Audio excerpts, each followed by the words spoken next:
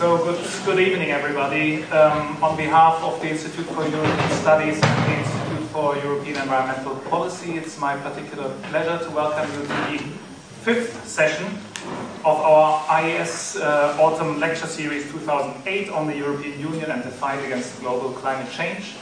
And this session is on the EU emissions trading scheme, internal and external dimensions. Before I introduce the speakers, first of all, apologies from Mark Pallemarts, who's usually also here, but can't make it today. He'll be back actually only in 2 weeks, so next week you will also have to bear with me. Then I would like to make an announcement regarding a change of the date at the beginning of December. There is or was a lecture planned for the 3rd of December on transatlantic politics of climate change. And that lecture has been moved to the 1st of December. So that is the Monday of that week. And it will then take place in the Aula QD, which is a different part of this university. And you have like 5 weeks to find out where it is. Aula QD. From 6 to 8 o'clock in the evening, transatlantic politics of climate change. The speakers remain the same. But as you are aware, that week the International Climate Conference in Poznan starts, and at least one of the speakers needs to be there on the 3rd. So the 1st of December it will be. So we go to the topic of today, the European Emissions Trading Scheme, and it's my particular pleasure to welcome our 2 speakers, and in the order of, not the program, but in the order of in which they will speak. It's Yvon Slingenberg, who is the head of unit in DG Environment, responsible for the European EU Emissions Trading Scheme, and the unit that deals with market-based instruments. But she'll probably talk about that a little bit later on. And the second speaker is Jørgen Wettestad from the Fridtjof Nansen Institute in Oslo, Norway. And he's actually the co-author of a book that has just appeared this year on the EU emissions trading scheme. And I assume Jørgen will also make some advertisement during this presentation on that. Otherwise you'll find flyers of that book outside this room on the desk at the entrance.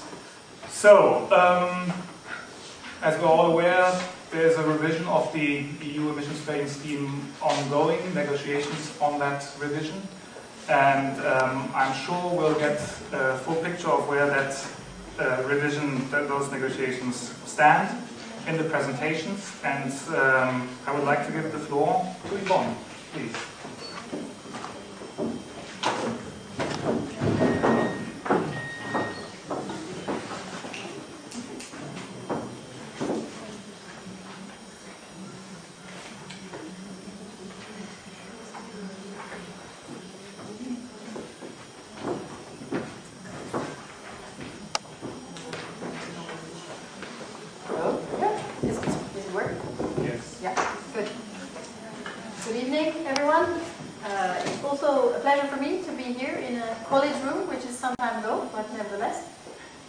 About the European emissions trading system, and since I wasn't entirely sure of the level of knowledge about this particular instrument, I also added to the presentation a little bit the starting point for the emissions trading system, just to run you through that very quickly. But I do see some familiar faces also in the room, so there will be, I think, a bit of a different level of expertise, but bear with me when it gets too general, and bear with me when it gets too detailed. But you know, afterwards there's time for questions, so we can certainly address all the things that were not perhaps entirely clear. First of all, you see here the overview of the things I will try to address very briefly. Of course, the context, which is the climate challenge we're all facing, and why we're having these instruments in the first place. Then the initial design of the European carbon market, the phase 1 of the European trading system, and phase 2, which is currently ongoing, and then also the prospects for phase 3, which is where these negotiations in co-decision are actually all about at the moment. So, first, yes, climate challenge. Since this is the 5th session in this series of lectures, I suppose you will have, if you have come, or if you have been able to meet to come to the other sessions, you will have also had a lot of explanations about what is needed in order to prevent dangerous climate change from happening. There is wide agreement that industrial emissions from CO2 and other greenhouse gases need to be reduced substantially, and that means a reduction of half at the global level by 2050, but also for industrialized countries, and that is the red line you see there, it needs to be up to 85% of emissions reduced in 2050. And developing countries will also have to start reducing their emissions later on before they come to a certain peak. But looking at the shorter term, you may know that the heads of state and government of the EU member states have set targets for the year 2020. One independent target of minus 20% reduction compared to 1990 levels, and one target in the context of an international agreement, which indeed is also under negotiation, where there will be this Poznan conference end of this year, but working towards an agreement hopefully at the Copenhagen conference next year, where the EU has already declared we would be ready to do a minus 30% reduction. So what is the role of the global carbon market in all this? First of all, as I just said, developed countries need to make a reduction commitment by 2020, and that is of course the example that developed countries need to set that this can be done. And then if you look at the possible scenarios on how to reduce these emissions, it also shows that if you build in a certain trading element, that would actually lead to a very cost-efficient way of reducing emissions.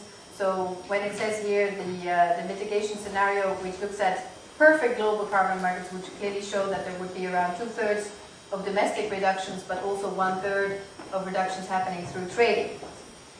So the carbon markets and the emissions trading as an instrument is important to keep the costs down, to have the most cost-efficient way of reducing emissions, and that can lead to a cost decrease factor of 4. So the theory and initial design of the carbon market here in Europe, first of all, there were people who were, because I'm not an economist, so I was not at the origin of this, I've only been working in this area for a year and a half, but anyway, economists came to the view that a market-based instrument which would help reducing emissions cost-effectively would be very... That's in my code, I'm sorry. I know who it is, but... Yeah, that one's over. Never mind, it will turn up. The one most of they call every day. So basically, this is an instrument that can reduce emissions cost effectively and is a very targeted environmental policy. So it provides flexibility, which is of course embedded in the concept of trading, but there is no market intervention. So you leave it to the market as to where the actual emission reductions are done. The EU emissions trading system has been the driver for the global market that exists today. This global carbon market represents in 2007 a value of around 64 billion euros, of which the very bigger part is the EU ETS, and that accounts for more or less 50 billion. Now, emissions trading has also become the cornerstone of Europe's strategy to implement the Kyoto Protocol, and it is also going to be a major contributor to reducing emissions further up until 2020, so the post-2012 climate strategy. And in fact, for the Kyoto target, the EU ETS will contribute around 40% of the Kyoto target. Now, the EU ETS has been up and running since 2005. And what does it do? Well, it basically sets a mandatory cap, as we call it, a mandatory limit on the absolute emissions. And that applies to those installations which are covered under the system, which is around 10,000 installations in Europe, which covers about 40% of all greenhouse gas emissions in Europe. Which ones are these installations? It's mainly power plants and large industrial sources. In the first phase, it has been left to the member states to set the cap which would be applicable to the installations in their countries, and also who would get which amount of allowances, CO2 allowances, to cover for their emissions. And this has been done in national plans, and that was largely giving free allowances to all the different installations. Now, what was foreseen from the beginning is a stringent penalty. If you if you're not able to hand in CO2 allowances to cover for all your emissions, you get a penalty that you have to pay, plus having to make up for the non-surrendered allowances later on. But the penalty in the first phase was 40 euros. Now, in the second phase, it's 100 euros per ton of CO2. And that, of course, gives a very clear incentive to actually try and reduce your emissions yourself, so that you don't need to start paying the penalty. As I said before, no government intervention. This is all left to the market. Once the decisions before the period are taken, it's the market that will drive these emissions. There is a possibility to invest in projects in developing countries. This is commonly known as the Clean Development Project, which has been set up under the Kyoto Protocol, and also joint implementation projects. But access to these kind of credits is limited, because it has always been the position of the EU that we have to do most of our reductions at home. Because that is the example to be set, but also, of course, since we do want to keep in mind the longer term perspective to have to reduce emissions even further, and we really need to get technological changes in place and move towards, as we call it in a little bit of jargon, a low carbon economy in the end. It has also been foreseen ever since the beginning that we could one day link up with other countries, and I'll come back to that. So phase one. What did it do? Well, what have we already achieved? Because, of course, phase one was 2005 to 2007, and that is behind us, and we can look back and see what we have achieved. First of all, the largest carbon market today in the world has really gotten off the ground. And what we have been able to see is that the concept of CO2 allowances has really entered into the minds of companies. So when we say, it has entered the boardroom, in the decision-making of managers as to what they do also about the value of CO2 allowances. The infrastructure, which wasn't very easy, but it's been established, and that is, of course, the backbone of this whole emissions trading system. First of all, an electronic registry system by which you can register all the trades. You have the expert sitting there with this pink scarf. Since she squeezed me by coming here, I'll just mention that. One of the colleagues in my unit. All the installations covered by the system have to monitor and report their emissions every year and have them independently verified. So this is really very strictly monitored, so as to be sure that the value that is given to a CO2 allowance is really the right value. A very liquid market has already emerged. A lot of market intermediaries have been set up, brokers, exchange platforms, etc. Most of the banks these days have analysts looking into the prospects for the CO2 market as well as other commodity markets, of course. So in that respect, the market is also being provided with a more and more solid analysis of expected developments, and analysis also looking backward as to the reasons for certain developments. And all this has been very valuable learning for the authorities in the member states, for the Commission, of course, as well, and also for the companies. Here you see a little overview of the price developments in the first phase, and also the trading volumes. Now I will come back to why you see that important drop in the price in 2006. But you can really see that it started off with quite low trading volumes, and then of course that has really gone up quite impressively and quite quickly. Now, cap setting and allocation in phase one. The cap setting was relatively difficult for the member states to do, since they did not have verified emission data from the installations under the system in their countries. So it was a bit of a guess, of course, looking at the data also handed in by industry, but it was clear that there has been, the cap was too relaxed, it was too loose, and that is also what has explained the drop in price when, in the end, the verified emission data did come out in May 2006, verified emission data for 2005. It was clear that the supply was much bigger than the demand, and the price went down. Even a non-economist can follow that. Also, most allowances, as I said, were allocated for free, so only less than 1% was sold or auctioned. Now, the allocation rules, who gets which amount of free allowances, were, as I said, decided upon by the member states, and these were rather complex, cumbersome processes of sitting together with industry, what is fair, what isn't fair, and all of this was rather intransparent. What did come out quite clearly is that immediately the member states started to differentiate between the power sector on the one hand and the industry sectors on the other hand. normally giving less free allowances to the power sector, because there was always the assumption, which has also been confirmed, that the power sector would be able to pass on the cost of CO2 allowances into their electricity price. But what has also come out quite clearly is that there was rather different treatment of similar installations, for example, in the same sector in different member states. So that, of course, has led to distortions of competition when a steel plant in one member state gets 100% free allowances and the other one only gets 80. Well, then the conditions for operating are, of course, different, which is not in line with the internal market.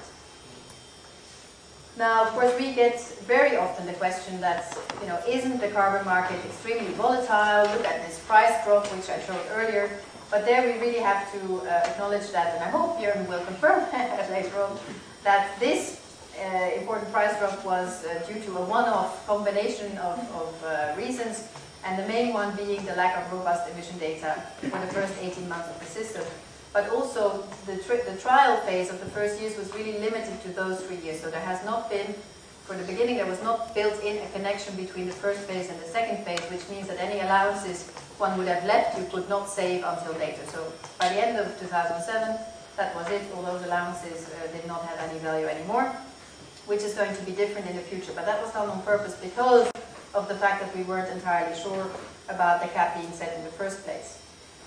Allocation choices made and the behavior of the power and industry players, of course, they were also a bit sitting back and waiting, how will all this develop? And of course also there was time needed for the market to really understand the fundamental drivers of the allowance price. But as I said before, that has really come about very well, and that is fully in place today. So what about phase 2? Phase 2 runs from 2008 to 2012. This is the same period as our commitments under the Kyoto Protocol.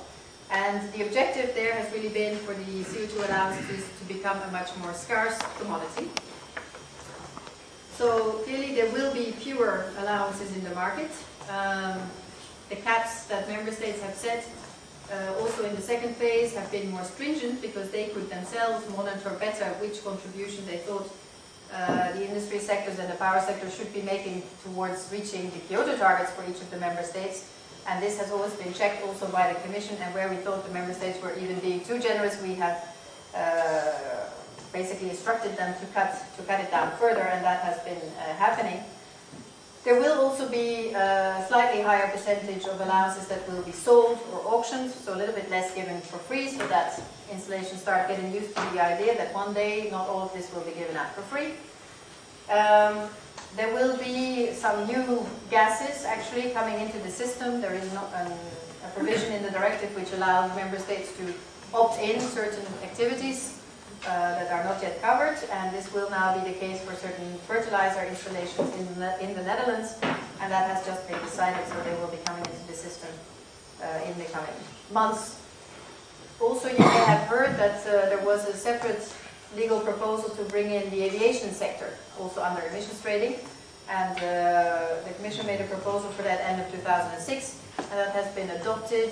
There was agreement between the Council and the European Parliament in July this year, and it has actually been formally adopted on last Friday. When will it really start happening? Well, that will be as of 2012. And the interesting feature there is that it will not only cover flights within the EU, but also flights coming into the EU and flights leaving the EU, because the EU is of the opinion that all these emissions also need to be addressed in view of reducing them, and that we have spent a lot of time trying to get an agreement internationally to do this in the relevant fora. The Civil Aviation Organization, but nothing much has come out of there for years and years and years, so that is why the EU took this initiative to basically do it unilaterally. Now, what we've also seen is that other parts in the world have also started to become interested in emissions trading, and we have seen first emissions trading schemes already emerging, and one, for example, a regional scheme, the Regional Greenhouse Gas Initiative, will start its operation in 2009. These are the northeastern states in the US. Now, the phase 2 cap, so the total amount of emissions, you see the figure here, but of course it's only interesting when you compare it For example, the phase 1 cap was 2.3 billion CO2 allowances per year, and for phase 2 that will be 2.08. So already there you see a substantial reduction. And also looking back at the verified emissions of 2005, which was on average 2.2, you can see that we're gradually going down from there. This is, I think I did a wrong cut and paste, so we can skip that one. Now, yes, the shape of things to come. And this is, of course, the main issue of our discussion here today. And here I have put in some slides because you may know that the review of the emissions trading system and the new rules proposed by the Commission to start operating as of 2013 are part of a bigger package, what we have called the Climate and Energy Package. And these are basically 4 proposals, which each of them have to contribute to reducing emissions, and the EU ETS review is one of them. So all proposals have to contribute to reaching the minus 20% independent target for the EU. All of these provisions have also been designed so as to be able to scale up the reduction efforts to minus 30% if we have the international agreement like we wanted to have. One other element is also to reach a particular share of renewable energy in the EU energy mix, and that target has also been set at a share of 20% in the year 2020. Now this package, the 4 proposals are going through co-decision at this moment, and the political will is to have all of this agreed by the end of the year, which is quite a procedural novelty because normally you have different stages in the co-decision process, but the idea here is to have a first reading agreement, so basically a big bang where all institutions agree in one go in December. Now, just a little rehash, where are we today? The EU in 2005. Yeah, I did, but it didn't react yet. In 2005, the EU was at a level of minus 6.5 of greenhouse gas emissions compared to 1990 and 8.5 renewable energy share. So the targets for 2020 are certainly ambitious, but also, in our view, feasible. We need to do a minus 40% reduction of greenhouse gas emissions again compared to 2005, and also the share of renewable energy has to be increased by 11.5%. What have we tried to do from the side of the Commission in this climate and energy package? What has been really at the heart of our proposals is cost effectiveness, as in order to keep costs down for everyone, but also a fair distribution of the effort. And the fairness translates into a differentiation in the efforts for the member states for their targets. This applies to those sectors that are not covered by the EU ETS, and that differentiation has been done according to GDP per capita. As I said, for the national targets in sectors outside the ETS, but also for the renewables target.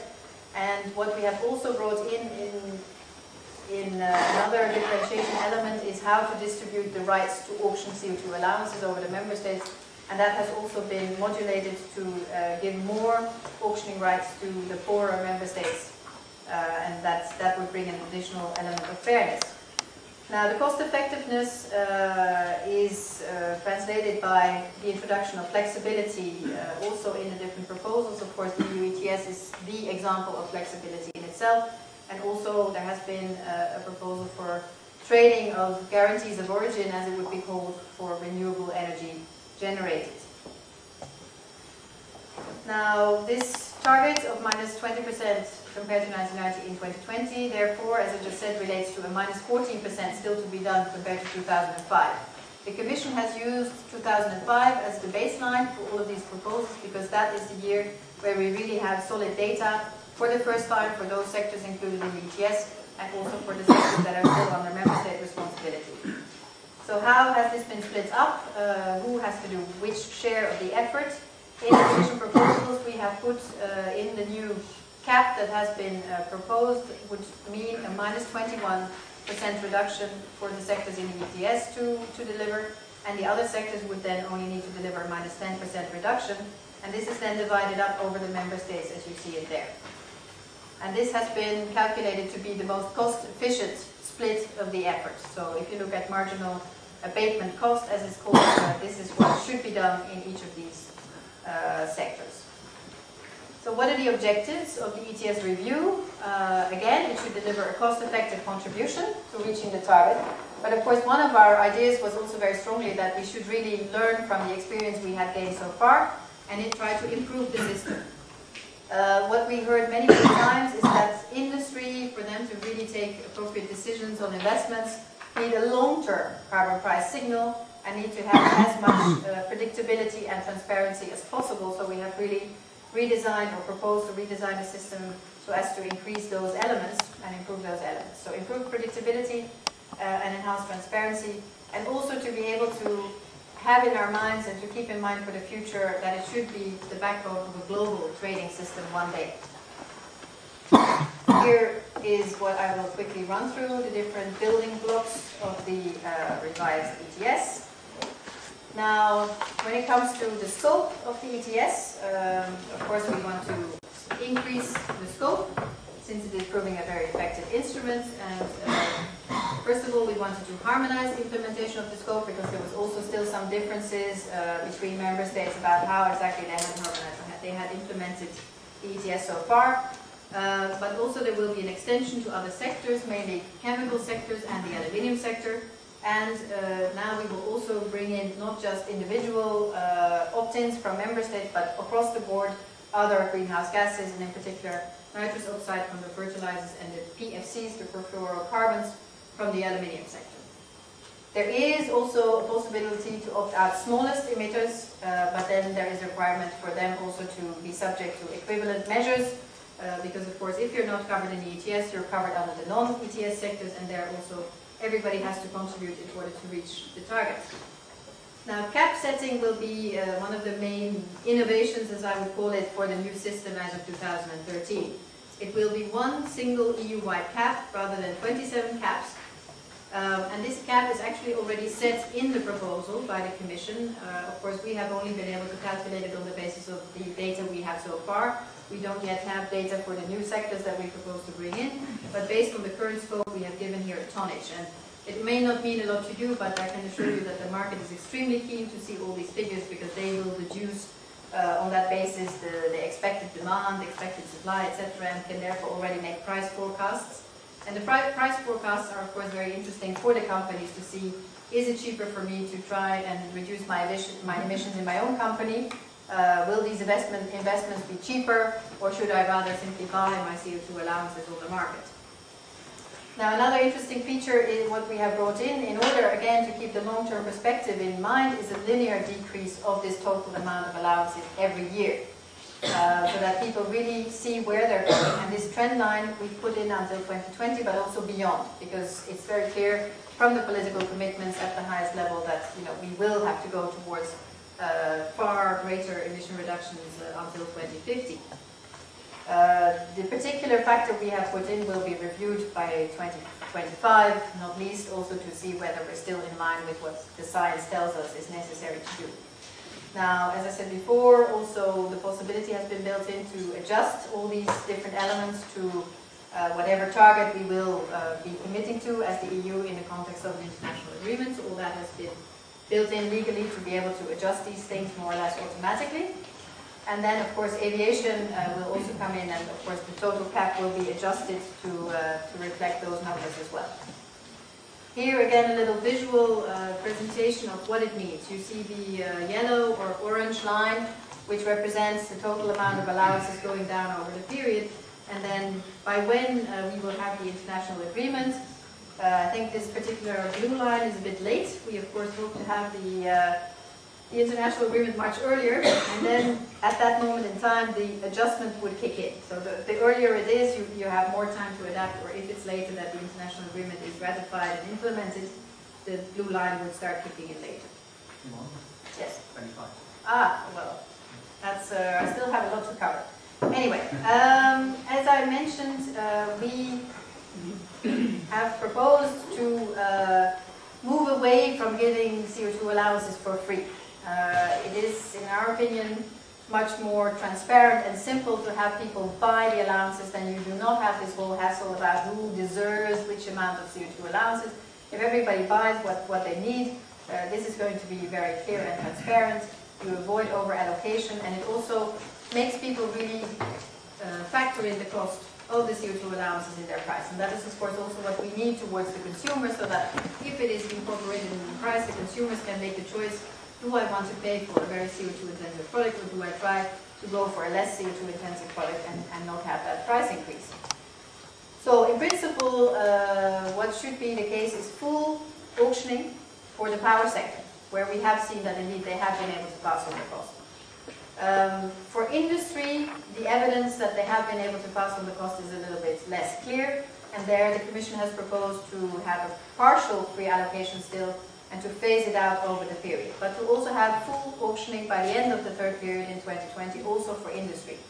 The main exception would be those sectors where we would find that they cannot pass on the CO2 cost because they operate in an international market whereby the moment that you increase your price of your product a little bit, you would immediately be squeezed out of the market, or the clients would go elsewhere and buy their products elsewhere internationally. Not so difficult example is perhaps aluminium or steel, where the price is set globally. If a European steel plant increases its price to incorporate the CO2 cost, the clients would say, but I buy my steel actually now in, what shall I say, in Russia. And that cost will not be in there, so I just shift my producer. And that is something we want to avoid. And I will come back to that a little bit later. Then, of course, if we go for more auctioning of all these allowances, that means we need to set up again a new infrastructure. The auctions would be done by the member states, and there will have to be rules about how these are done. Now, of course, it's also an interesting element that if you auction all these allowances and you no longer give them for free, it means a lot of money will actually be raised. And in the view of the Commission, it makes sense to say that part of this money should then again be used to actually finance investments into cleaner technologies, installation, what have you, in order to reduce emissions even further. So that is what the Commission has proposed. And as I said, the auctioning rights would go to member states, and here we have tried to differentiate it a little bit, higher GDP per capita member states and lower GDP per capita member states in order to balance the investment costs. Now, where there will be free allowances still, they will be given out on the basis of community-wide, so EU-wide decided rules. This is commonly referred to as benchmarking, but I think the most important feature is that it would be agreed and applicable to everybody in the same way, so fully in line with the internal market, and there could no longer be distortions of competitions between installations in different member states. Now, a less hotly disputed topic, but still important, is that we also have very detailed provisions on monitoring, reporting and verification. And this will now, the Commission proposes, be done by way of regulations, so which are directly applicable and legally binding on the installations, and that is also supported. The penalties will stay in place, and on top of that, of keeping the 100 euros per ton penalty, we have also added a correction by the inflation rate, because of course otherwise in 2020 we don't know where we would be. And that is also very strongly providing the reliability and the credibility of the EU ETS internationally, so that if one day we link up to other systems, we really have to make sure that they also have these kind of provisions and very strict provisions in place. Now, I will try to be very short on this, otherwise I will go over my time, but I have mentioned that it is possible to invest in projects in third countries, and that is still possible. So today we can say that the EU ETS is linked with over 150 countries through accepting the credits coming from projects in all these countries, as is allowed under the Kyoto Protocol. And that is what we have also suggested should be the case for the third phase, so we will continue to make use of these credits. Now, we have built in two scenarios in a way. One is our own independent commitment, where we make use of these credits to some extent, but we cannot do it to too high a level, because otherwise the price of these credits is normally lower than the price of allowances within the EU. And if you bring the price down too much, the investments in the EU will not take place. Everybody will rather buy the credits from abroad, and then we will not manage to have this technological shift and to really get the necessary investments in place for energy efficiency increases, low carbon technology, etc. Also, this interlinks with reaching the renewables target, because the fact that you want to reduce CO2 will make people think, aha, perhaps I should invest in the generation of renewable energy, because that is a win-win situation where you contribute to reaching the renewables target and you reduce your emissions. But the more you do abroad, the less, of course, investments you have in renewables also within the EU. However, we have already signaled that once an international agreement has been concluded, hopefully by the end of next year, the EU ETS should be able to open up to more credits from abroad, because we will have a stricter target, and of course we can then also allow more credits to come in. Here you see a little bit the cost impact of allowing credits from projects abroad, and that has been an important consideration in the proposal from the Commission. So we have really tried to build in the idea of using credits from abroad, which has reduced the overall cost assessment that we have made from €39 per ton of CO2 predicted cost to €30 per ton. And again, as I said, because normally the credits from abroad are cheaper. Now, with Claire in the room, where is she there? I'm happy that I have this slide, because we have a representative from the EFTA, from the European Free Trade Association. This thing keeps on jumping on its own. Here we are, linking. Basically, we have already, the EU ETS has already linked up to other countries, because we have been able, with a lot of hard work end of last year, to extend it to the 3 countries that are covered under the European Economic Area, Norway, Iceland and Liechtenstein. So they are now also part of the EU ETS. And it is possible also to link with other countries that have ratified the Kyoto Protocol, but what we have added in the new proposal is that it should also be possible to link the EU ETS to non-state level trading systems where these exist, because we were still at the times that in the US it wasn't looking very promising, but we did want to create a possibility for, if needed one day, to link up to regional systems which might materialize there, whereas perhaps a federal system in the US might never have come about, although that does look more promising now. Here you have a little bit the benefits of the package. We have, of course, done a full-blown impact assessment. First of all, we had to keep in mind that the overall cost of not doing anything against climate change might be 5 to 20% of global GDP. We have to look at the large-scale innovation that these proposals would bring in the energy sector. It would also lead to significant energy efficiency improvements. And if you look at all of that, you see that basically the bill for paying for imports of gas and oil would be substantially reduced, and we have, of course, been able to put a cost figure on that. Also, as a side effect, there would be less air pollution, and also that would be able to lead to less control measures in place for that, which would also save some money. Macroeconomically, that means that really the overall cost of this package, that's not the ETS alone, but the other elements as well, are really quite manageable. If you look at the forecast GDP growth up until 2020, it's 38%, and all this package, implementing this package, would mean that we would end up 0.45% of GDP lower than we would be otherwise. So still a substantial increase. Now, if we have high oil prices like we had until recently, because our cost impact was modeled on a 60 euros per barrel oil price, but if that price is higher, then of course also the cost will go down further. Now, a little bit on the procedure where we are now in the negotiations between the Council and the Parliament. There has been a vote already in the lead committee in the European Parliament, the Environment Committee. There has been support for the overall architecture of the EU ETS. There is also quite a lot of convergence on what the Parliament would like to change when it comes to what the Member States' views are.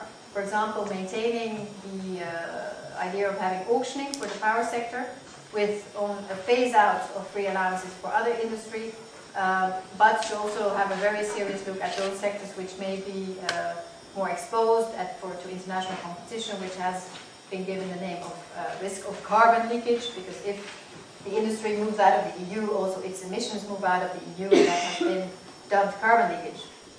There has also been support to use the revenues of these auctions to tackle climate change, and there has been support to continue using credits from projects abroad, but only where these are really high quality and environmentally sound.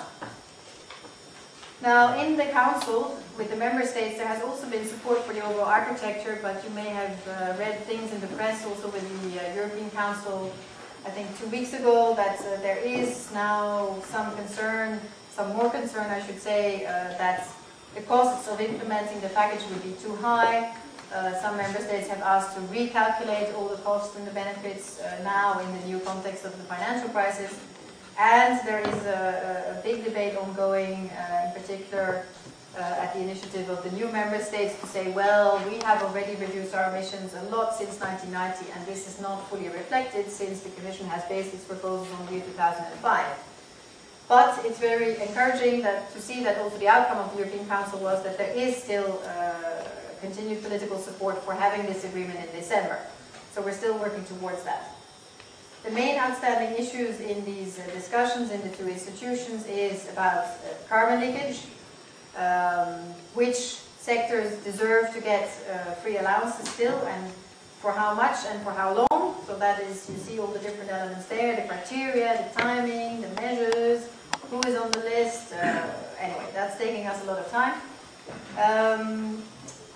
Auctioning for the power sector is a big issue also for the new member states, because they have not been seeing to the extent that the old member states, so to say, have been seeing it, that their power sector has also incorporated the price. So they say, if we are now obliging our power generators also to buy the CO2 allowances, they will increase their price, our electricity prices will go up tremendously, which is not something that socially they want to have the responsibility for. So we are looking also at the possibility of certain derogations for auctioning for the power sector in certain member states, of course also on the basis of specific criteria. I will no longer bore you with the indirect effects, that's very specific as well. There is concern also on price volatility. Now, I've mentioned before that it's very clear that the CO2 market is not more unstable than any other commodity market. In fact, it's just the opposite. We have, of course, in the recent months witnessed enormous volatility in most other commodity markets, but if you look back since the beginning of the second phase, it has been very stable for CO2. Well, border adjustment measures is another idea that is on the table, whereby one could look at the possible need to put up certain tariffs for imported products, by which you could then also level the playing field between EU producers that would have to pay the price of CO2 allowances and products imported from other countries. But people are not very keen, because this would be a trade measure, and you may also see from time to time in the press that, you know, WTO is difficult enough as it is, and perhaps we should try to do things in a different way rather than by putting certain measures in place at the borders. Now, how to cater for implementing the new target in the international context, so the shift to 30% reduction is also subject of debate. Now, flexibility, how to reach the targets, how much use of credits abroad, should there be even flexibility between the ETS and the non-ETS sectors, which installations could be opted out, how to design the auctions. All these things are, of course, more technical, but they're still under discussion, although we're on good track to solving those. And it's mainly going to be the more political issues which will be left over until the very end for decision-making by the European Parliament and the European Council in particular. There, the solidarity question, the spreading out of the efforts and the fairness of how that is all spread out is one of the main issues, which is, of course, something that perhaps heads of state will be best placed to make their minds up at the very end. So from our perspective, from the Commission's perspective, our main priority is to have this package agreed in December, because that will give the best signal both for industry but also for the international negotiations. However, we draw our bottom line when it comes to deviations from the main architecture. So we have to keep auctioning as the principle for allocation, that we are moving towards full auctioning for everyone. If we are going to be deviating from that, it should be on an evidence-based approach. We cannot have regulatory interventions built into this system, because that is directly going against the idea of a market-based instrument. And we have to keep 2005 as the reference year. We cannot move back to the Kyoto year to 1990, because we simply do not have the data for emissions-ready installations for 1990. Of course, from our side, we also insist very strongly on ensuring the environmental integrity. That means not relaxing the cap as we have proposed it. We have to keep limits on the credits from abroad. We have to indeed manage the carbon leakage risks, but only where that is really shown to be a significant problem. And we cannot start having links between the ETS on the one hand and the other sectors on the other hand, because that would unfortunately create an enormous amount of uncertainty if, for example, one member state starts buying allowances on the ETS market, or if another member state has too many allowances in the non-ETS sectors and starts buying into the ETS market, then you really lose the whole certainty and predictability aspect, which would make it difficult for companies to know where they are and to invest. So we aim for a credible proposal, and that should also help us getting the ambitious international outcome we want.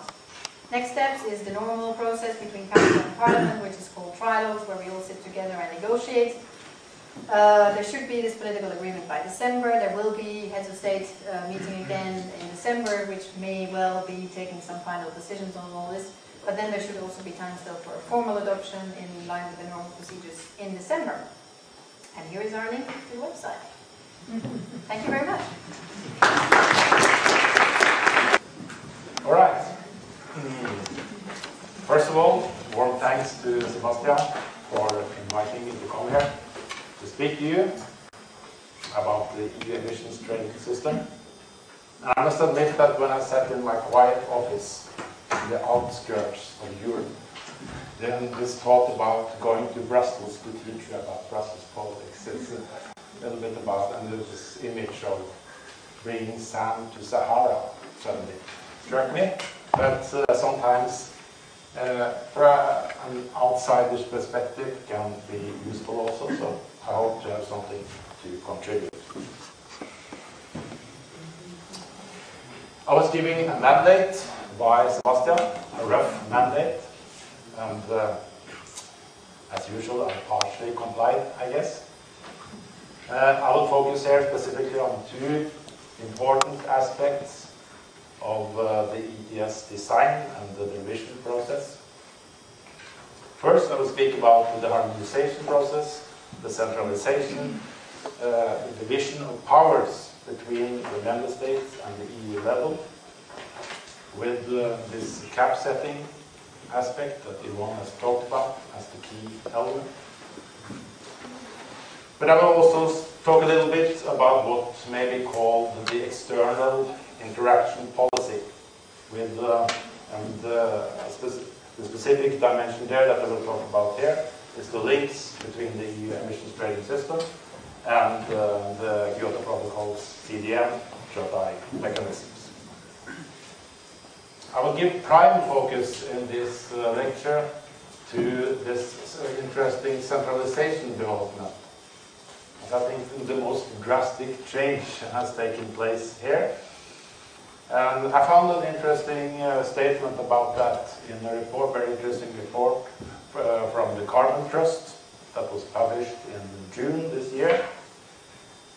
And they say the proposals for allocation amount to a revolution in the approach adopted and in the division of powers between the EU and the member states. And I found this revolution metaphor and image very interesting, so I stole it from the Carbon Trust and intend to use it here shamelessly. But the main sort of analytical tool in the lecture is the book that Sebastian mentioned, that Yvon and I, we published that in February this year. It's actually here. And if some of you have had the chance to have a look at that book, you know that in a sort of main analytical element in that book is trying to understand the development of the ETS by seeing it sort of through three multi-level lenses: member state, EU, and global. The structure of the lecture is as follows. First, I will discuss the centralization process, and then I think that there are at least two stages of that process.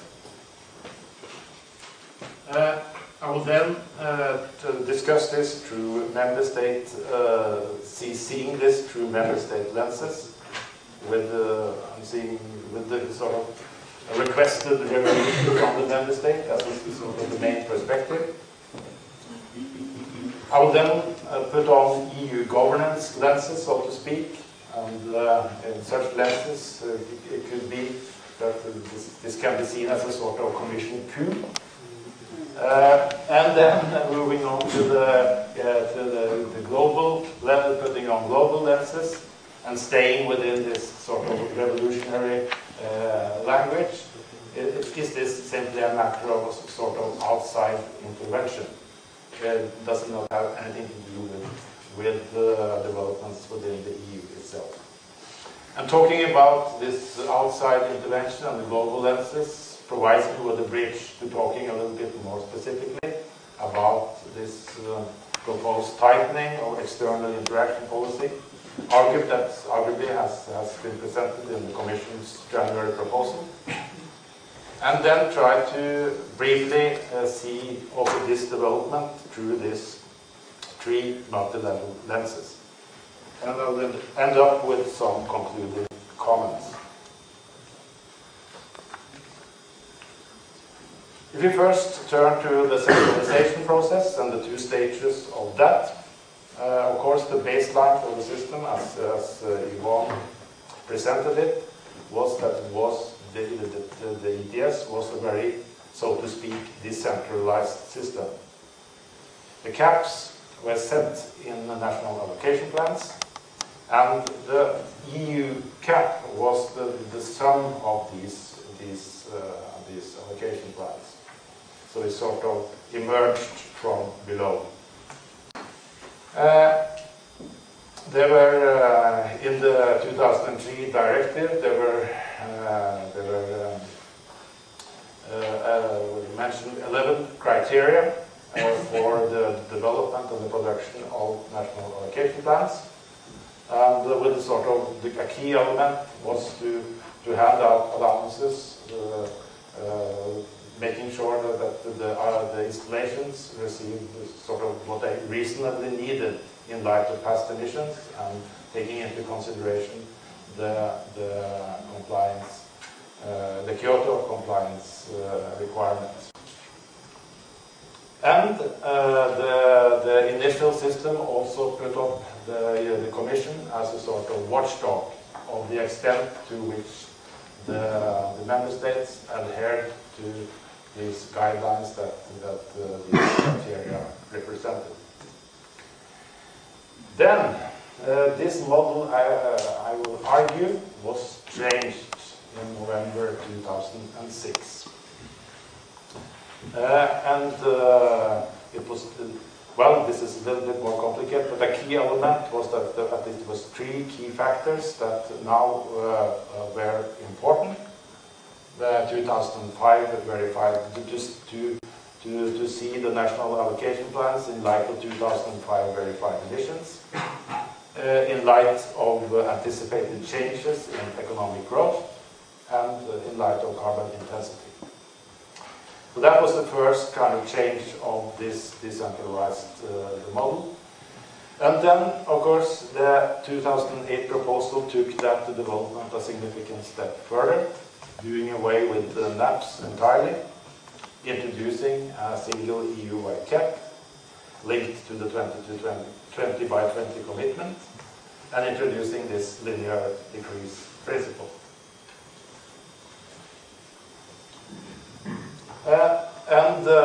So the decision-making process has unfolded after that, and of course, a revolution is sometimes followed by a counter-revolution. But I don't think we have seen that with regard to this centralization, harmonization part of the January proposal. As far as I can see, there has been no member states that really have questioned this move towards centralization, because there have been some sort of rebel attacks on the proposal, with Poland and several other Eastern European states questioning some parts of the proposal. And perhaps more recently, in connection with the financial crisis, Italy has voiced some serious objections. So there has been some rebels here. But I don't think either of those states or any of the other states that have been critical have really questioned this centralization development. That's interesting.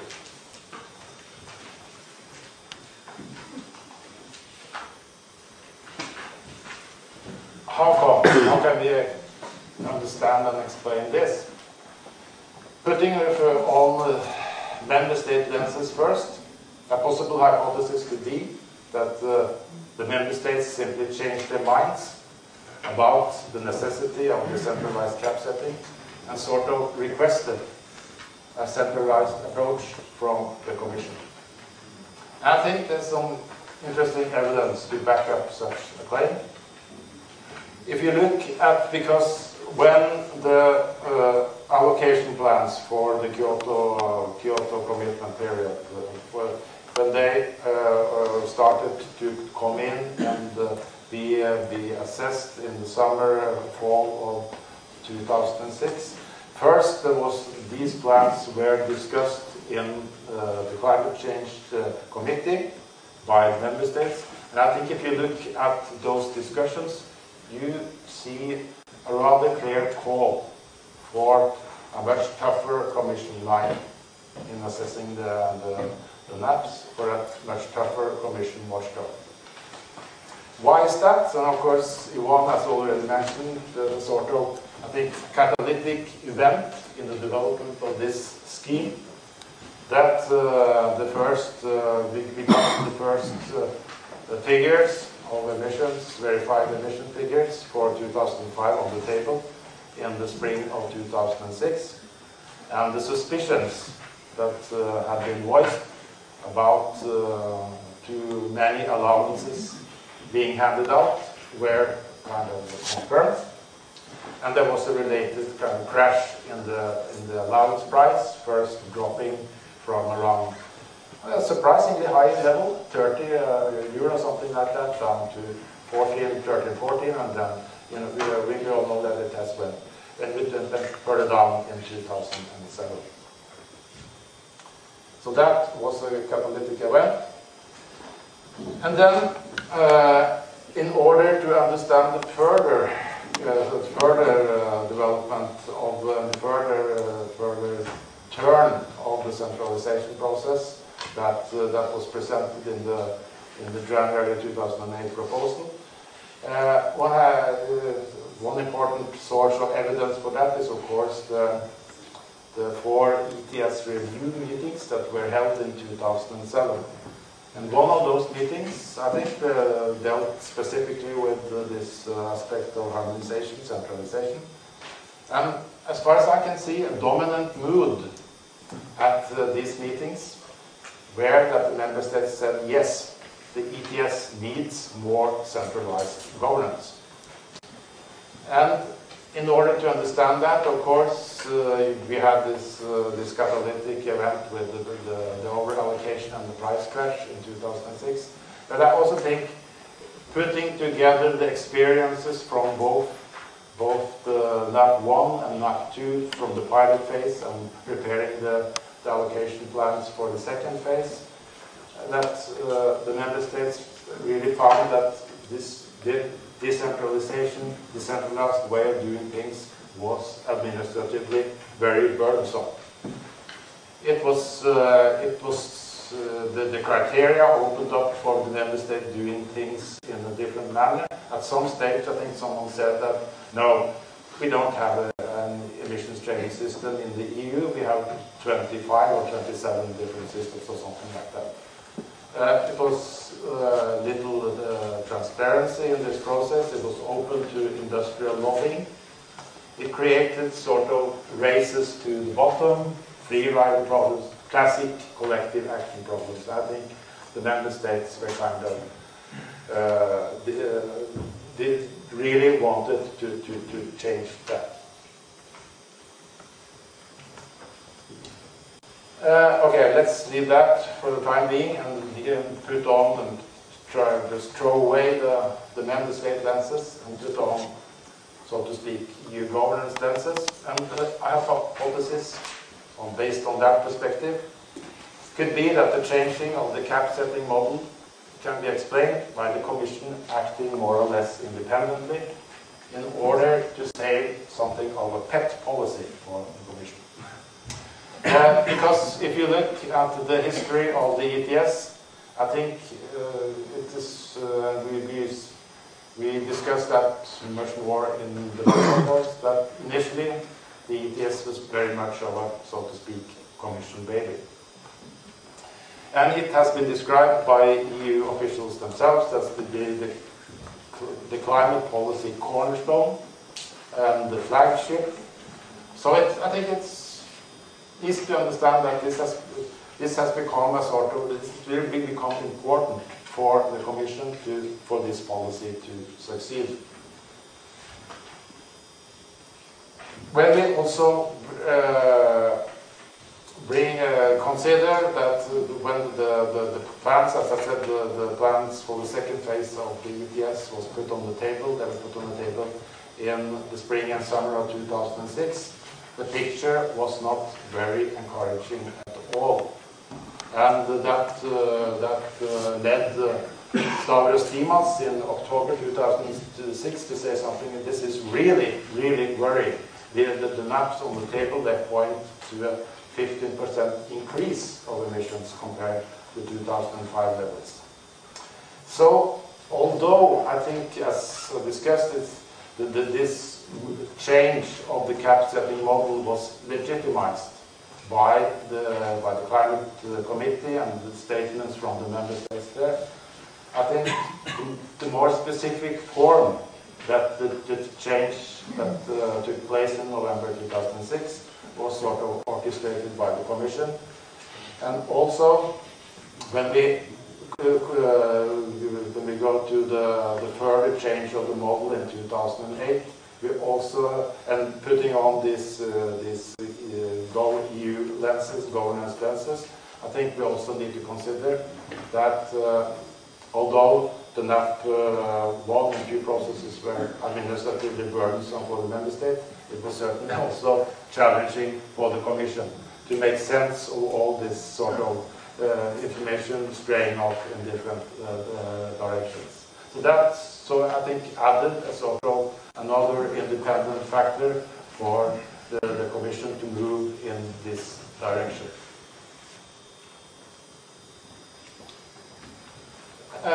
Moving then on to this more global perspective and putting on global regime lenses.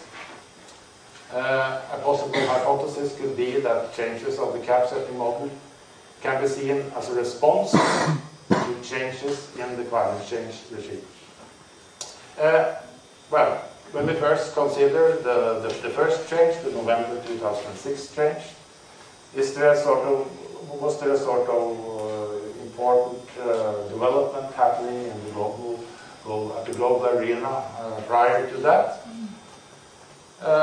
Well, one such important development was, of course, that the Kyoto Protocol entered into force in February 2005.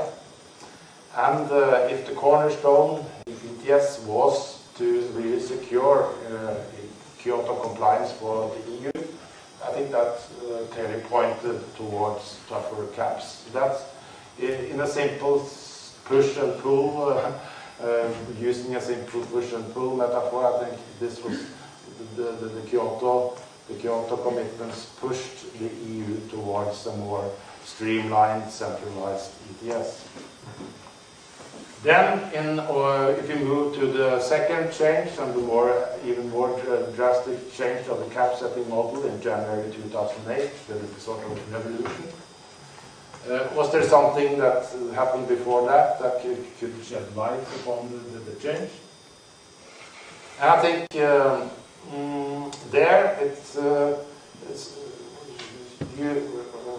when we look upon the progress of the global negotiations, this progress was rather slow. I think I'm not being too strong to say that. And so the slow progress of the global negotiations sort of made a more streamlined ETS extra important. If this cornerstone policy was to function as a leadership tool for the EU at the global stage. So, in a way, instead of pushing the EU this sort of slow progress, sort of policy vacuum at the global stage pulled the EU towards streamlining the ETS.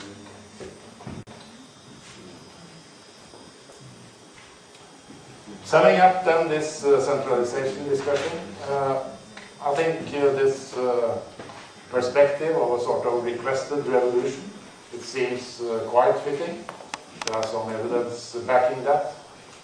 So this other perspective, EU governance perspective, as a sort of Commission coup, does not really hit the target entirely, but I think still the Commission clearly played a significant role in sort of phasing in centralization, that's for sure. Bringing in global factors, I think global developments can be seen as important conditioning factors for all this. That I think is very hard to understand the shifts in the member states' positions about how to design the ETS, and the Commission anxiety about ETS progress without considering the Kyoto compliance needs. I think that's important with regard to the November 2006 change. Now, as I said, I think more recently, it's more this global leadership ambitions of the EU that has been a sort of conditioning factors for the position of the member states and for the Commission. Moving then a little bit on to this proposed tightening of external interaction policy that Yvon explained to us. Of course, this debate about the links between the EU ETS and the flexible mechanisms, this has gone on for many years, and it is not only within the EU. Within most states, it's been this sort of classic debate about the flexibility, the cost-effectiveness part, versus more the supplementarity, the need to do reductions at home, so to speak, and also to secure the sort of environmental effectiveness of the very instrument. And this debate was, of course, there when the initial, the 2003 directive was negotiated, but in those negotiations, that specific item was taken out of the negotiation, and because I think the EU thought that there was not on the table already, so that was I think that was a good move to take that out, and that was negotiated in a separate linking directive that was adopted in 2004, and the main aspect there was, of course, that the CDM could be used in the pilot phase and the joint implementation from 2008 on. And there was some language about this, the use of CDM was necessary to be supplemental, but no specific limit, I think, was presented there on the use of CDM. So that clarification and such a limit, I do not think that such a clarification came before 2006, in November 2006, which put not, I think CDM ceiling is the wrong word here, it was rather a case of a CDM floor of 10%, that the member states, that the installations could use CDM as, with 10% as the floor, and possibly a little bit more. And then we got the January 2008 proposal, which at least some actors saw as a tightening of this policy, with the sort of core element that almost no new CDM or drawdown credits will be allowed in post-2012, but more will be allowed if there is what's called a satisfactory global agreement, whatever that is.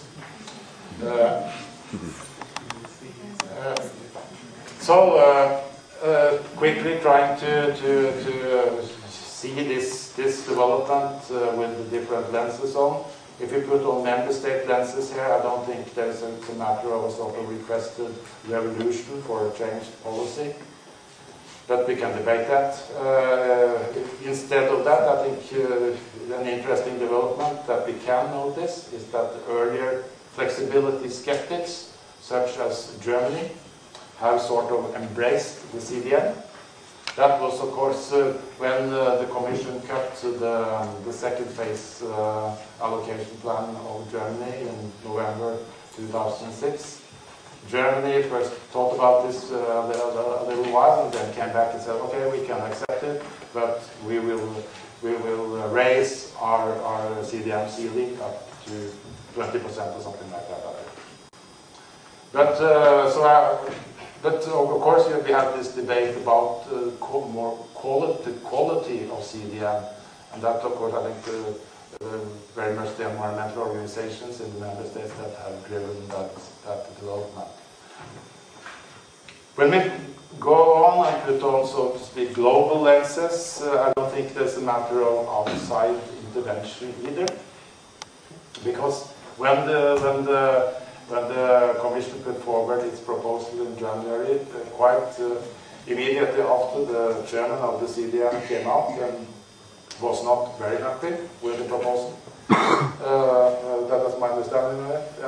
And that's, for his part, is probably understandable because the EU has, that's also been the main driver of the CDM development so far. So it's easy to understand that actors within the CDM system got a little concerned about possible changes in that system and in the driving force of the EU.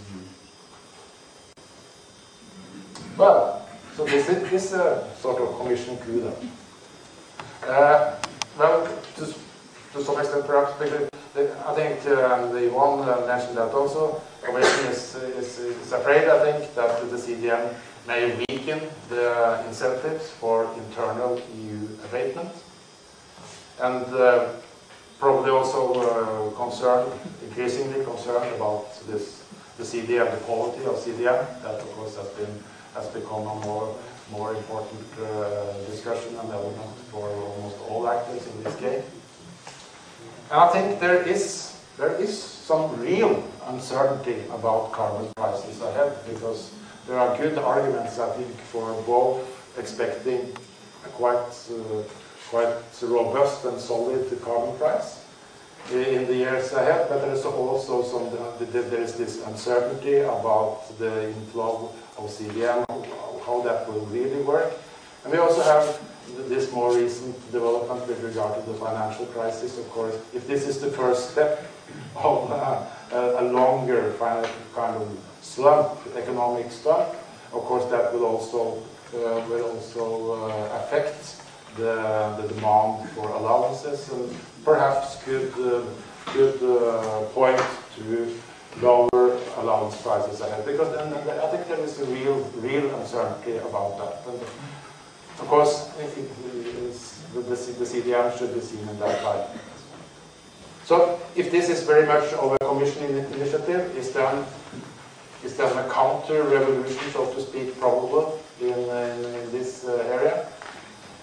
Not a counter-revolution, but there have been some states that have called for more use of CDM, but I'm not sure if they. I'm a little bit unsure if they called for the use of CDM in the non-ETS sector, so if that has really been related to the ETS at all.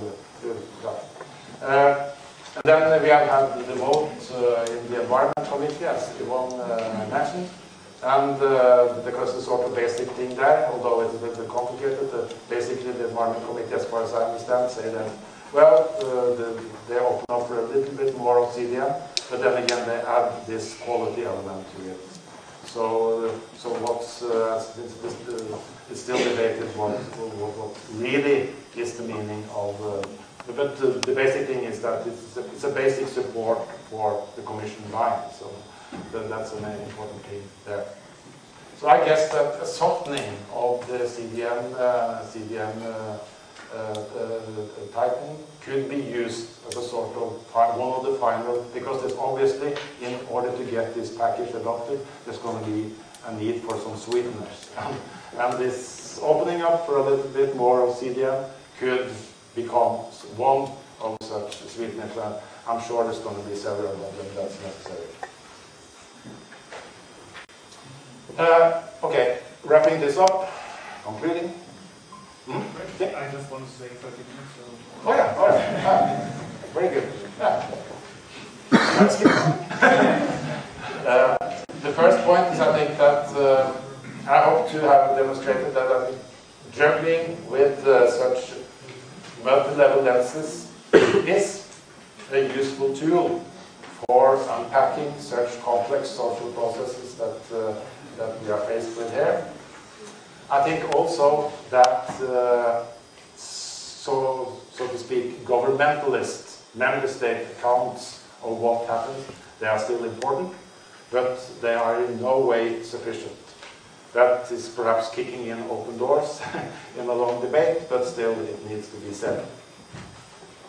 I think, ideally, of course, some of you will perhaps think that why is not sort of subnational level included? why not? And of course it is included, but of course it could be given a more systematic focus role. But then, if we're going to do that and to give more specific focus to the role of environmental organizations and industry, okay, one has to be taking into consideration that these actors, they are not only subnational actors, they play at the national level, they play at the EU level, and they play at the global level, so that they have, so to speak, different chessboards. So bringing them in, you need to kind of include them in all the perspectives. We are getting closer to the ETS revision process and the possible the completion of the package. And I don't think we have seen a sort of ETS counter-revolution yet. But there have been, as I said, rebel attacks, that's for sure. So I guess there are good chances that there will be a sort of Christmas package from the EU to the world. But I suppose the alternative is that there will be something in March, something like that. And, well, my metaphor sort of broke down, so the Easter bunny was the best I could come up with. But I don't know. We could perhaps have a vote or something here, who thinks what, but I think I'll end it there. Thank you.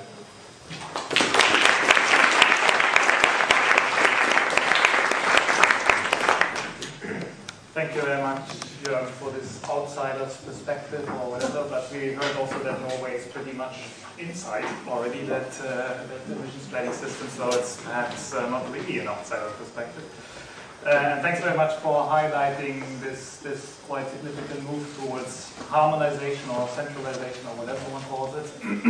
That's obviously not really completed yet because of the Christmas and Easter question and who knows which year the Easter will be. But we heard before that the Commission is working towards a Christmas package, if I use then Jørgen's word, and the Christmas package of 2008. So with that, I would like to open the floor. We have a good half hour still for discussion left. So thanks very much also to Jørgen for sticking very much to the time. So please, who wants to get started? Please, Jeffrey. Yeah. My question is on the... Can you please introduce yourself? Yes, I'm Jeffrey Churkin with the Green Economics Institute and also with the Slovenian Academy of Sciences, the Research Center of the Slovenian Academy of Sciences and Arts. My question is on the border adjustment mechanisms. And I think we can actually congratulate ourselves in Europe. It looks like things are very much on track. At least we're doing a very good, we're making a very solid attempt at actually coming to grips with the climate change problem. However, the rest of the world isn't quite up to speed. And one of the good measures that could be used are these border control kind of approaches.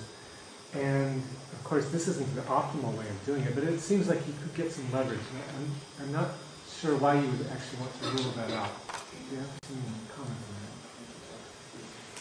Are there perhaps some more, in fact, to collect 2 or 3 questions from the audience, if that's possible? Please. Yeah, I had a question about, yes, well, basically, representing myself, yes, I'm Sania Borovic, I'm a PhD student analyzing the ETS at Oxford University. And basically my question is, in the presentation from the Commissioner, basically the EU test that was presented several times as a kind of a non-state interventionist system. And kind of the second presentation showed that it actually is quite interventionist with a kind of more harmonized system where the state and the Commission actually have a lot to say. So, I mean, the question is the non-interventionist something which the EU ETS kind of wants to describe itself as to be, or something that aspires to? And kind of if it's the second one, then the question is, will it still aspire to that, kind of considering that what's happening in the markets lately is that kind of the regulation is still something which we want to embrace? A third one out there? Please. Nick Mann from the Flemish Platform for Sustainable Development, Climate Policy Officer. From the first presentation of Yvon, she already talked about that some power producers are already calculating the cost of the allowances into their consumer costs, although they didn't have to pay for it yet. So actually they are making windfall profits at the moment due to this ETS system on the back of consumers. Actually sounds like a swindle to me. I wonder if this can be stopped somehow legally, or consumers can be freed from this fraud. And maybe the second question, which is related to it, there is a debate going on where the revenues of this ETS will go to. And some countries, some NGOs are proposing to fix legally maybe that, for example, 50% will go to mitigation efforts. For the moment, I just wonder what's the state of affairs to avoid that these profits again go to lower social security payments by companies, which is at the present in Belgium the most likely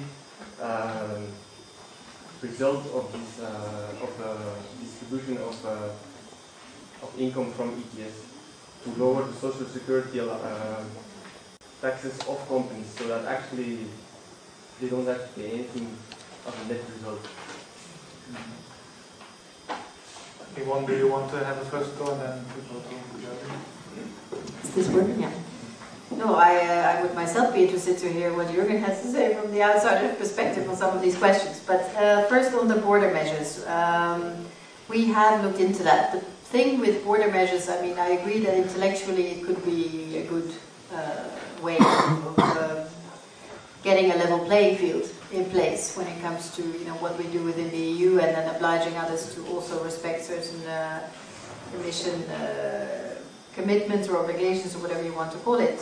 The problem with border measures is that first of all we have the WTO rules where you have to have absolute equal treatment of EU producers compared to outside producers, so it would require quite a lot of new administrative rules to check, what is the CO2 intensity of imported products? Is it the same as the products here? If we give free allowances in Europe, it should be the constraint we put on imports would have to be not more strict than what we put on EU producers, so the level of free allowances would have to be deducted of whatever you make them pay, or so from a practical point of view and a feasibility point of view, it would be quite difficult. We don't have data on, Chinese imports of cement, or, what the production facility is there. You could start putting those in place, but you would have to go and check them in China, whether, it was really produced in that facility. There is possibilities to bring in imports from different sites. If you bring in aluminium from Iceland, it's produced with hydro, it has no CO2, so they could just export aluminium to Iceland and then bring it in from there rather, you know.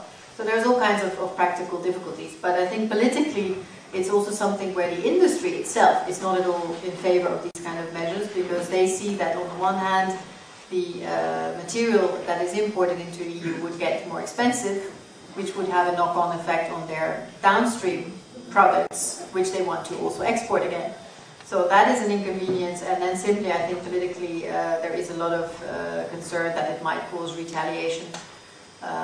Because, I mean, anyone who's following the international negotiations on climate change knows that there is an enormous debate on, you know, historic responsibility, who should do more in the beginning, and, you know, what burden is fair, and it's quite likely that the developing countries would have a knee-jerk negative reaction and say, well, if this is what you're doing, you claim leadership, you say it can all be done, we should all do the same by reducing our emissions and still having economic growth. But when it comes to the fact you're going to protect your own industry, etc., etc. So politically and legally and practically, I think it's quite complicated, and that's why we think, you know, it's not absolutely a necessary measure either, because when there are problems still in terms of level playing field, you can also address the issue through giving free allowances still, and that has been analysed quite extensively, and that is what has come out of our impact assessment. So that's why we prefer that option, but you will have seen that in the Commission proposal it's still one of the options to be considered after we have reached the international agreement, to see whether it would make sense to look at this as a possibility. On the market interventionism, we certainly are of the view that it is already a non-interventionist system, but you cannot have a market without some fundamentals being fixed. So of course you have to have some decisions, first of all to put it in place, the ETS, which was a directive in 2003, and then you have to put a scarcity. So you have to decide on what is the total amount of allowances, and if the allowances are for free, you have to also decide on who gets what. You know, that these are simply things, otherwise the market can't function. So when I say, you know, we don't want regulatory interventions, it's more for when the period is running. Because I think what also Jørgen was referring to is that there are now, of course, fueled by the financial crisis and the turmoil we're having, quite a lot of calls to have in the extreme even price caps, price floors, that perhaps, you know, an authority could intervene in the market if the price gets too high or if the price gets too low, these kind of things. And we think that is not beneficial for the system in itself, because people can start thinking, aha, if I bid up the price and it gets higher, then actually somebody will decide that we put in more allowances to bring the price back down, so I can speculate on that. And it takes away the whole idea of certainty in the system. What we really like about the way we have put in place the ETS is that you have all the decisions taken before the trading period starts, and then everybody knows all their conditions, all their cards, and nothing more can happen other than supply and demand, which of course has its own factors, even the weather or economic growth or whatever, but these are things which are not influenced by any authority. So that we find is a real market instrument without market intervention.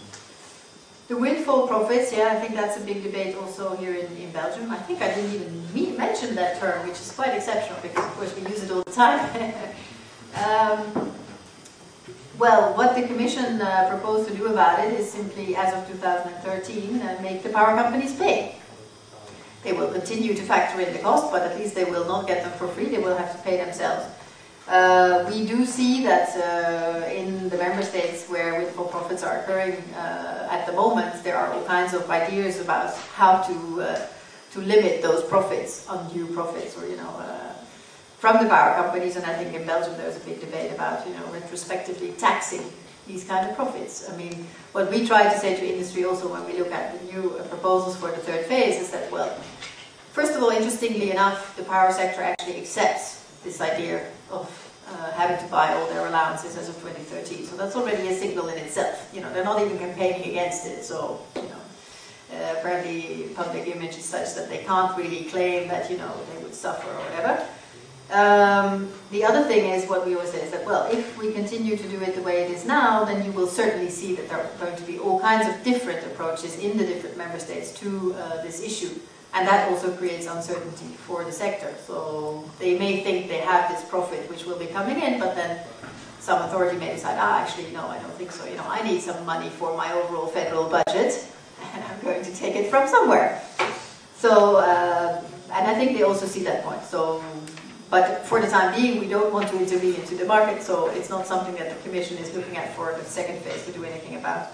On the revenues, I think also that is a valid point, and it's very interesting that there, of course, there is, in a way, an alliance, quite an unlikely alliance of both industry sectors and the environmental NGOs in saying, well, this money, shouldn't just be, in a way, a new tax used for all kinds of purposes, which, of course, a federal authority can use the money for, but it should be used for the climate change purpose, for either, reducing emissions further or for adapting to the effects of climate change, for helping developing countries, for helping getting the international agreement done. So there is this alliance to actually use the money for that.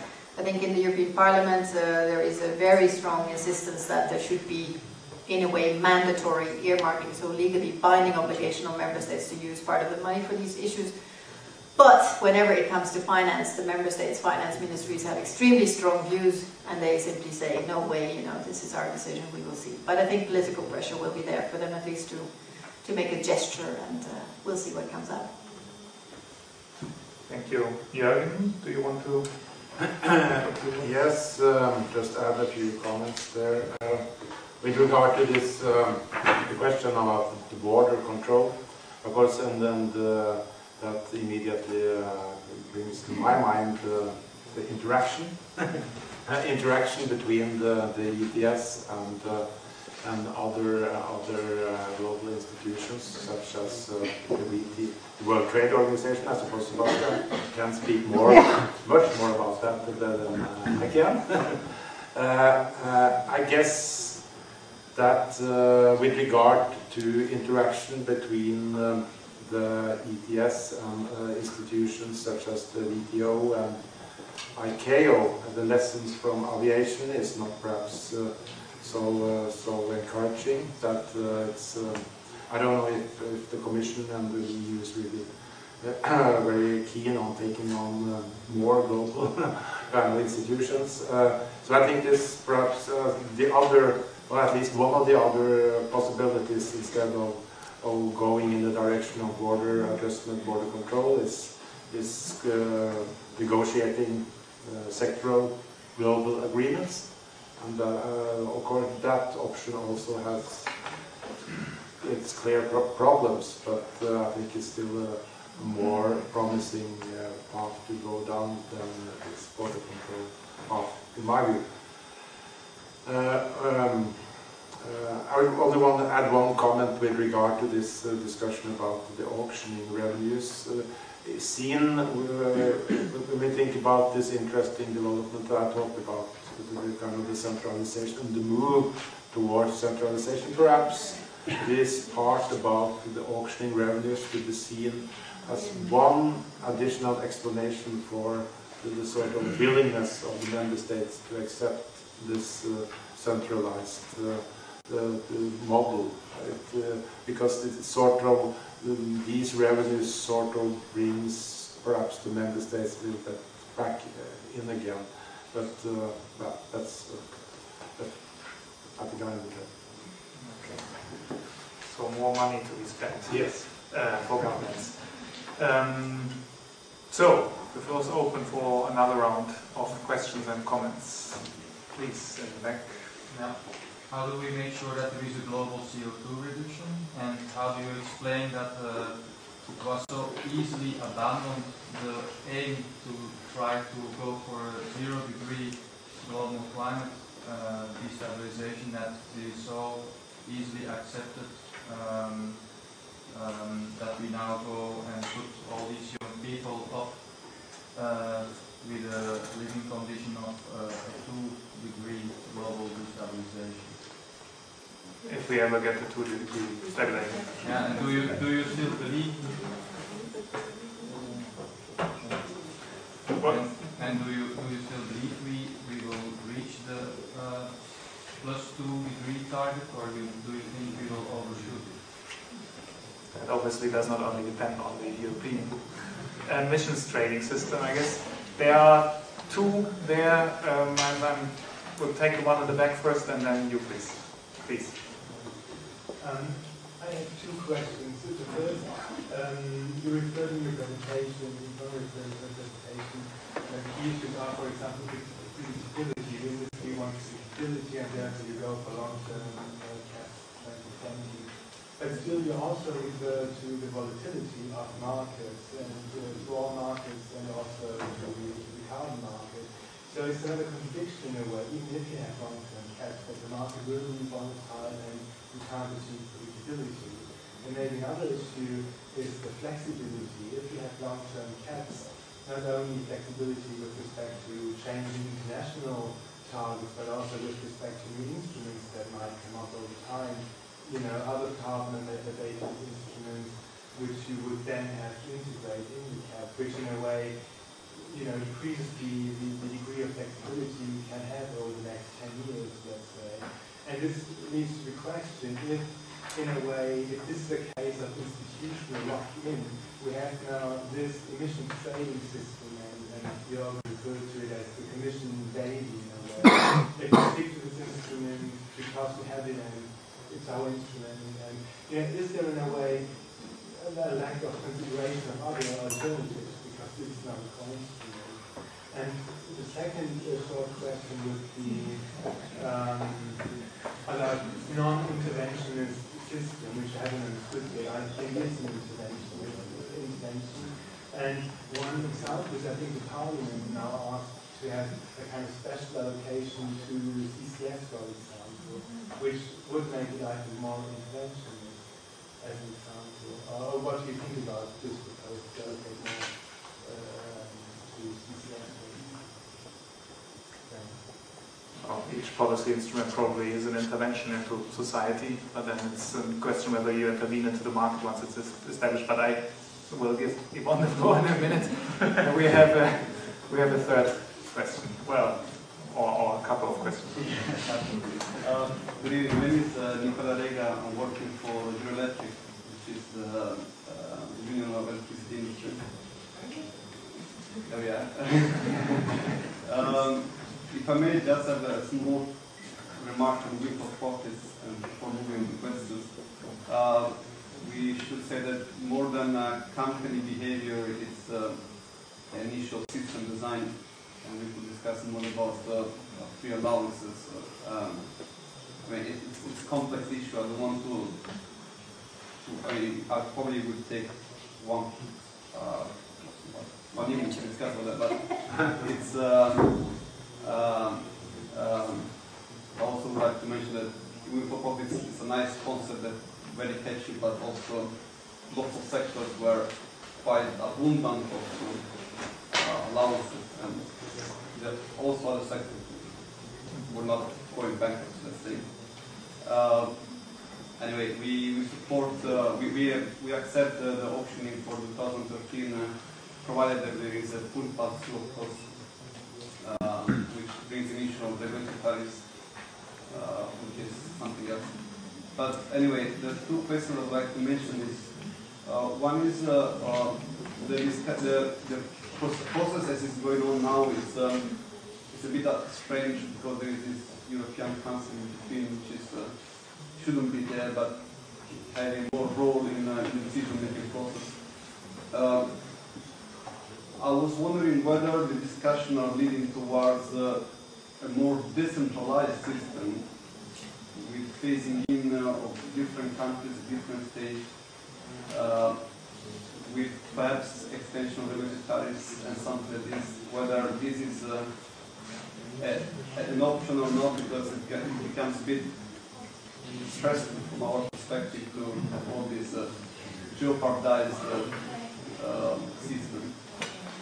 And the other issue is that another element that is was not in the presentation but is coming up is the issue of energy poverty. And I know that on this we might disagree with the Commission, but I'll try to report anyway on the further discussion. Carbon leakage, energy poverty. Is it perhaps better to ease a bit the access to CDM credits and keep the abutment cost lower. That's an obvious one, yeah. Thank you very much. Yvon, you want to start again? Please. Yep. Okay. Yeah, first on, will we have a global reduction? Yeah, so we will meet our targets. The ETS will already contribute in the second phase. Emissions are capped, so we will have a 6.5 reduction compared to 2005. The EU is on track to meet its Kyoto target, so that is already a first reduction. Now, of course, what the EU does is only a small contribution to global emissions, and others will need to reduce as well. And the developing countries will need to move away from business as usual, as it is called. But I think there is a willingness to do so. As to why we abandoned, or I don't know exactly who abandoned, the 0 degree increase in temperature, I must confess, I don't know. I was asking whether Paddy Pazela hadn't been here recently, or perhaps he's coming still, but I think that's more for the scientists to talk about. I mean, apparently 2 degrees increase is considered what would prevent dangerous climate change from happening, so that should then be enough. Whether we will reach the 2%, so that implies, you know, reducing emissions sufficiently that we don't go over the 2%, that is a question which we can't really answer today. I mean, for that we would certainly need a good new agreement that would start operating after 2012, and then of course more stringent commitments still after that. So that is too early to say. But as I always say, at least you know, next week we will see what the US does, and will be coming on board. So then you do get a whole different dynamic compared to what we have had over the last years, where it's always been the EU on its own, you know, saying, oh, well, we should do something. Then again, on predictability, volatility, flexibility, I agree with what you just said, Sebastian. I mean, of course, there needs to be an intervention in society to get an instrument in place. So that is certainly the case. And as I tried to explain, of course, you need to have certain decisions made before the system can be up and running. But what the ETS does not have is an option to intervene in the market during the trading phase. And that is also why the price collapse we saw in the first phase, we couldn't do anything about it because the system was there, you know, and that would have normally created a lot of pressure if there had been the possibility to intervene, to say, well, now you've reduced, you know, you take away allowances from those who got it, it's clear over allocation, and our analysis is, again, and this is, I think, shared by the wide majority of the member states and those people having gained experience in emissions trading, is that creating the option to intervene in the market may seem very attractive, but it can also have a lot of drawbacks. You may actually create more uncertainty, as I was trying to say. I mean, you know, if you look at the European Central Bank, yes, they have means to intervene in the market, but I mean, there is also a big underlying body that takes these decisions with all the member states together, and people can also speculate on that. You know, if you look at exchange rates for currencies, people can speculate on these things, and we find that it is not the environmental objective of the ETS does not need market intervention. You have the total cap, you have your guaranteed environmental outcome, and in order to get to that level of emissions reduction, so to say, you have to let the market do its job. And if it means higher prices, then it means higher prices. And we shouldn't start intervening because, you know, otherwise we will not meet the environmental outcome. So it's not just the market in itself, we have to keep in mind the environmental goal. And as to lock in, we now have this instrument. I mean, if you have better ideas, as some people would say, you know, give them to us. But I think this is still a very, very young instrument anyway, and you can see internationally that actually a lot of people are moving towards making concrete use of this kind of market-based instrument. Australia is setting up an emissions trading system. New Zealand will have one shortly. Japan is always looking, you know, should it be voluntary, should it be mandatory? And we think both candidates in the US have said they would put in place a federal level US emissions trading system. So there will certainly be others also moving in this direction. So if we now start creating existential doubts about, you know, is it really the right instrument, I think we would be ill-advised. That is my own perspective. Of course, we don't say that this is the sole and unique instrument that will solve all the issues. On the contrary, it will always have to be a mix of several instruments. But we certainly think the ETS is there to stay. The CCS amendment, so the idea of giving free allowances in order to indirectly finance the development of carbon capture and storage technologies. We, as the Commission, we have always supported the idea that carbon capture and storage is a very important technology for the future within the EU, but also in particular if you look at China and if they will have to reduce their emissions one day because their energy use will just keep on increasing. So in that respect, we would certainly not be meeting the 2%, the 2-degree objective if we don't manage to develop these kinds of technologies. Now, how to support these technologies is a different issue, and so far the ETS has been technology neutral. Any low CO2 technologies profit from the fact that carbon is getting a price through the ETS, and therefore if you don't have to buy allowances, you profit from the fact that your technology does not have to have these costs incorporated. We might be willing to look into some additional funding for carbon capture and storage. It's very difficult to find the money, but we're very hesitant when it comes to taking free allowances out of the ETS just for this technology. I mean, why that not for renewables or other low carbon technologies? But as you pointed out, I mean, there is an European Parliament amendment on that, and we will simply need to look at it from a simple interinstitutional perspective. Then the intervention by the gentleman from Eurelectric. I mean, the formal positions I think we see from Eurelectric is that there is support for full auctioning for the power sector as of 2013.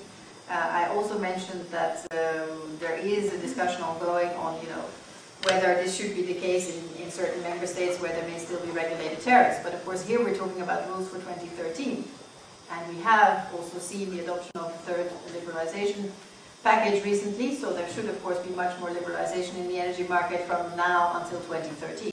So if full auctioning would not be considered justified in certain circumstances, we would need to see whether that is still going to be applicable in 2013. I don't really understand the link to energy poverty. I mean, if you're trying to say that the CO2 cost will cause certain power generators to close down, I think I would like to see some evidence of that, but the level of credits that can be used, yes, would always have an impact on the price, but I already mentioned that we have made a very careful assessment of what kind of price we think is fair and is justified and is necessary. We shouldn't forget we have the renewables target there as well. We can't just ignore that. And this is, of course, also a very important consideration, which I think I didn't mention in my presentation, but there is a lot of concern also these days on energy security. Europe is extremely dependent on energy imports, oil, gas, and we should, and there is this big desire, in particular in Eastern Europe, to become much more self-sufficient in terms of energy supply, and renewables are, of course, a good idea for that. So we have to have also these things in mind when we look at how can we lower the price, and the Commission has tried to strike a balance. It is up for discussion in the institutions, but we'll see what comes out, but that is the reasoning behind it. Jørgen, do you want to add some comments? Yes, with regard to this interesting question about this predictability and the sort of balance between long-term caps and flexibility, it struck me that perhaps, because I think it's not an element in the proposal to have a sort of review